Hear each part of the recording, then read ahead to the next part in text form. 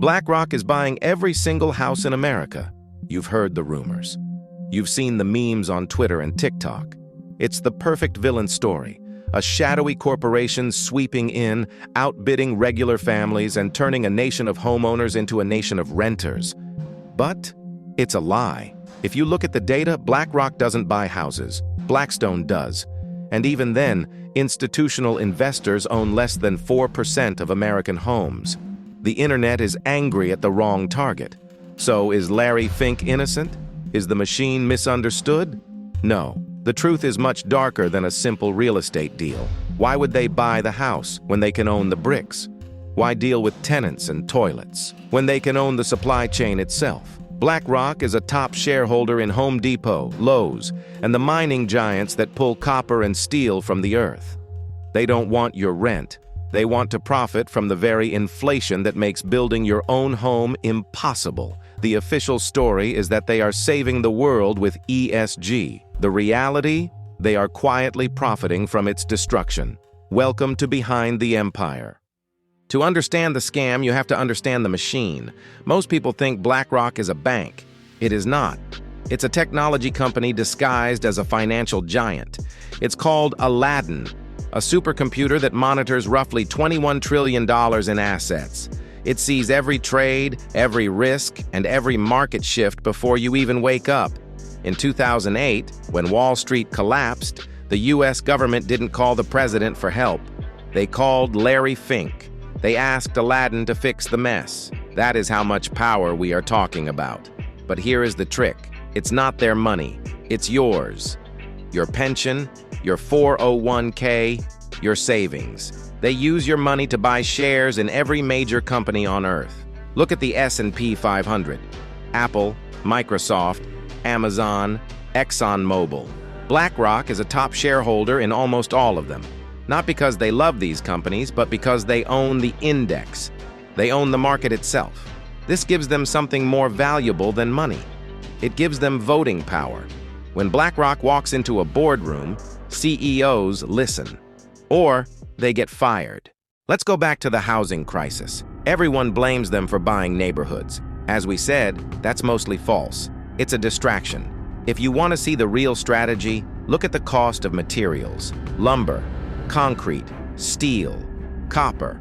Since 2020, the cost to build a home has skyrocketed. Who benefits from this? BlackRock holds billions of dollars in Home Depot and Lowe's stock. They hold massive stakes in the energy companies that fuel the trucks transporting those materials. They are deeply invested in the mining conglomerates that control the raw resources. Every time you pay more for a renovation or pay a premium for a new build because of supply chain issues, the index funds go up. Larry Fink warns about inflation constantly in his annual letters. But for an asset manager of this size, inflation isn't a crisis, it's a mechanism.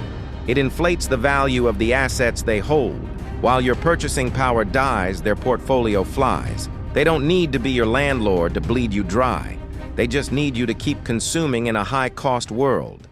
And then there is the shield, the moral armor they use to deflect criticism. It's called ESG, environmental, social, and governance. For years, Fink wrote letters telling CEOs to go green. He positioned BlackRock as the savior of capitalism, the conscience of Wall Street. But in 2024, the facade cracked. A watchdog group, Client Earth, sued BlackRock in France. The accusation? Greenwashing.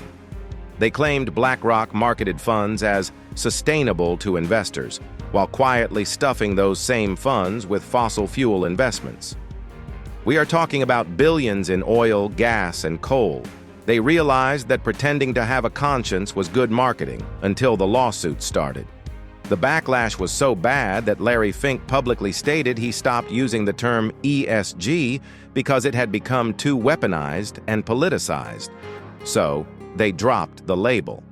But they kept the strategy. They profit from green energy subsidies, and they profit from oil pipelines. They play both sides, so they never lose. But influence isn't just about stocks. It's about the law. Critics call it the revolving door.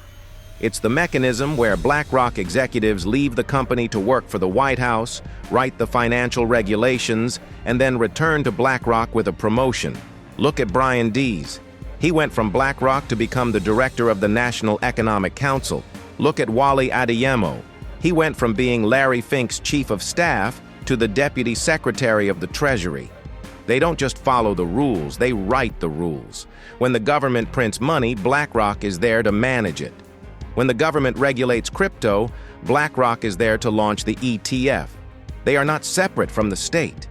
In many ways, they have become the fourth branch of government, a branch that no one elected and no one can fire.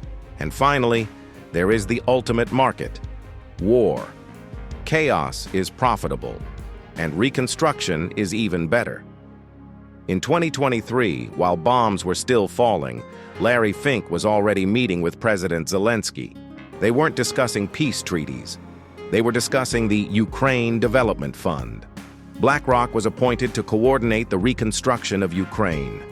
We are talking about hundreds of billions of dollars in infrastructure contracts, energy grids, housing, agriculture. When the war ends, the country will need to be rebuilt.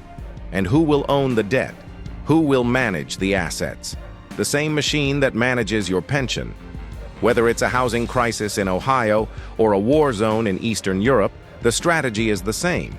Wait for the collapse, buy the pieces cheap, and charge rent forever.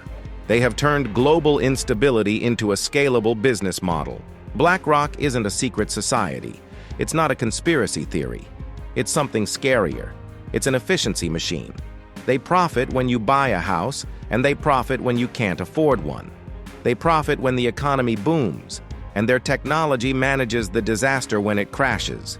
They own the board on which the game is played. And as you know, the house always wins. If you want to see who really pulls the strings of the global economy, check out our video on the Walmart warlord next. The empire is watching. Make sure you are subscribed so you can watch back.